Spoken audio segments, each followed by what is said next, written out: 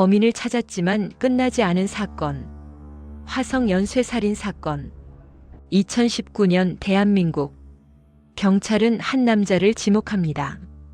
수십 년 동안 한국 사회를 공포에 빠뜨렸던 화성 연쇄살인 사건의 범인. 이제 사건은 끝난 걸까요? 오늘 이야기는 범인을 찾은 이야기로 시작하지만 끝내 해결되지 않은 사건에 대한 기록입니다. 1. 화성 연쇄살인 사건의 시작. 1986년부터 1991년까지 경기도 화성 일대에 여성들이 차례로 살해됩니다. 범행 방식에는 분명한 공통점이 있었고 경찰은 연쇄 범죄를 인식합니다. 그러나 당시 한국 사회에는 연쇄 살인에 대한 개념도 과학수사 인프라도 거의 없었습니다. 2. 초동 수사의 혼란. 수사는 보이는 사람을 중심으로 움직였습니다. 현장 주변 거주자, 전과자, 제보로 지목된 인물들, 수천 명이 조사를 받았고 그 과정에서 강압수사, 허위 자백, 인권 침해가 발생합니다.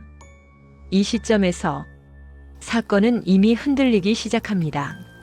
3. 누명을 쓴 사람들. 화성 사건 수사 과정에서 실제로 무고한 사람이 살인범으로 몰려 복역했습니다.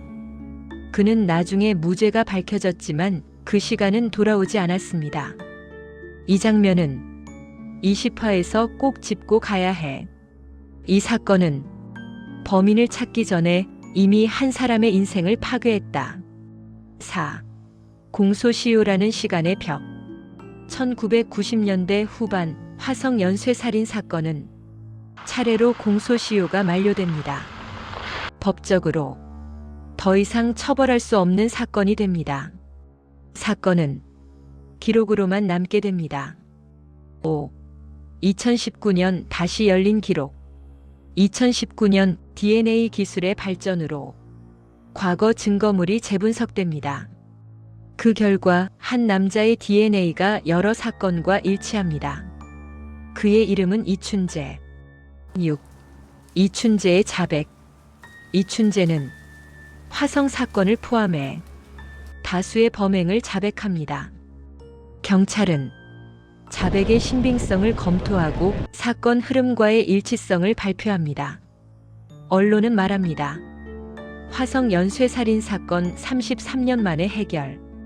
그러나 이 표현은 정확하지 않습니다. 7. 왜 해결이 아닌가? 이춘재는 화성 사건으로 재판을 받지 않았습니다. 공소시효 만료. 법적 유죄 판결 없음. 그는 이미 다른 살인 사건으로 무기징역을 복역 중이었고 화성 사건은 법적으로 판단되지 않은 채 남아 있습니다. 8. 남겨진 미제 구간들.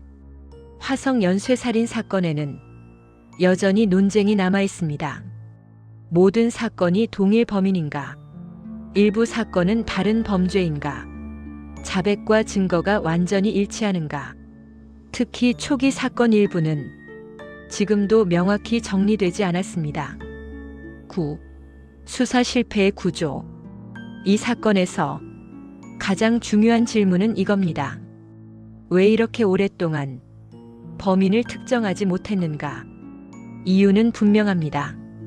과학수사 부재, 강압 중심 수사, 기록 관리 실패, 조직적 책임 회피.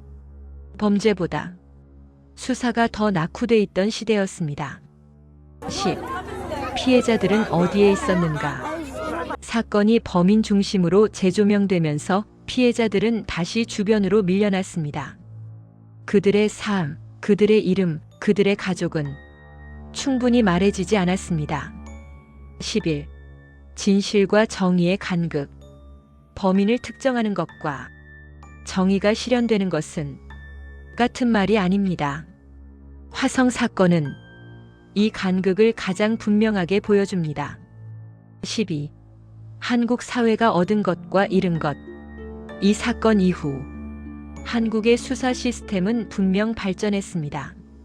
DNA 분석, 연쇄 범죄 인식, 인권 기준 강화. 그러나 그 발전은 수많은 희생 이후에야 가능했습니다. 13. 끝나지 않은 질문. 우리는 아직 묻고 있습니다. 모든 진실은 밝혀졌는가? 책임은 충분히 설명됐는가? 같은 일이 반복되지 않을 수 있는가? 이 질문들은 여전히 현재형입니다. 화성 연쇄살인 사건은 범인을 찾은 이야기로 기억됩니다. 하지만 그보다 더 중요한 것은 왜 이렇게 오래 걸렸는가? 왜 그 과정에서 다른 피해가 발생했는가입니다. 범인은 특정됐습니다. 그러나 사건은 아직 끝나지 않았습니다. 이 기록은 그 미완의 질문을 남긴 채 다음 이야기로 이어집니다.